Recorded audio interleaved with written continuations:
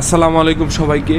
ঢাকাকে আরও বেশি সুন্দর বা আরও বেশি আধুনিক করার জন্য যেই আসলে এলিভেটেড এক্সপ্রেসওয়ের কাজটা ধরছিল প্রায় 3 থেকে 4 বছর আগে, তো এটার কাজ দেখতেছেন আলহামদুলিল্লাহ অনেকটা এগিয়ে গেছে। তো অলরেডি দেখলাম যে প্রায় 60%-এর উপরে কাজ অলরেডি কমপ্লিট হয়ে গেছে। তো এই এলিভেটেড এক্সপ্রেসওয়েটা হয়ে গেলে দেখা যাবে ঢাকার নকশা প্রায় অনেকটা চেঞ্জ হয়ে যাবে।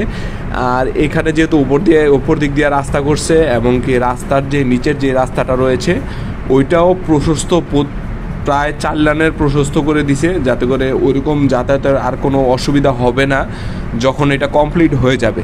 তো ইনশাল্লাহ এই জিনিসটা হয়ে গেলে আমার মনে হয় ঢাকা শহরে যে বড় ধরনের যানজটের সৃষ্টি হয় এটা অনেকটাই কমে যাবে। তো এই যে দেখতেছেন মোটামুটি অনেক অংশে কাজ শেষ হয়ে গেছে, তো হয়তো বা ওই যে শেষের অংশে কিছুটা বাকি রয়েছে, তো আরও কিছু টুকটাক কিছু অনেকটা কাজ বাকি রয়েছে। তো ইনশাল্লাহ দেখলাম যে আসলে দিনে 24 ঘন্টায় ওনারা কাজে ব্যস্ত থাকে এবং কি খুব দ্রুত কাজ হইতেছে, যেটা আসলে অন্যান্য এগুলার থেকে আমার মনে হলো যে এটার কাজটা অনেক দ্রুত হইতেছে। তো আমি দেখলাম যে আসলে খুবই দ্রুত, মানে চোখের পলকই মনে হইতেছে যে কাজটা অল্প অল্প অল্প করে আগাইতেই আছে। আমি এর আগে কখনোই এত দ্রুত ব্রিজ বা বাঁধ তৈরি করতে দেখি নাই।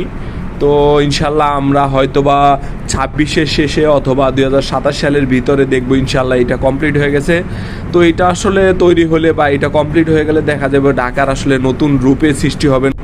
আর কথায় আছে যে যেখানকার রাস্তা ভালো সেখানে সেই অঞ্চলটা বা সেই এলাকাটা বা সেই শহরটা উন্নত হয় দ্রুত। তো যেহেতু এদিকে রোডঘাট অনেক উন্নত হয়ে যাবে তখন আসলে এদিকের পরিবেশটা আসলে আরও বেশি অনেক সুন্দর হয়ে যাবে। তো আসলে এলিভেটেড এক্সপ্রেসওয়ে এটা আসলে আমার কাছে খুবই সুন্দর লাগছে আর খুবই ভালো লাগছে।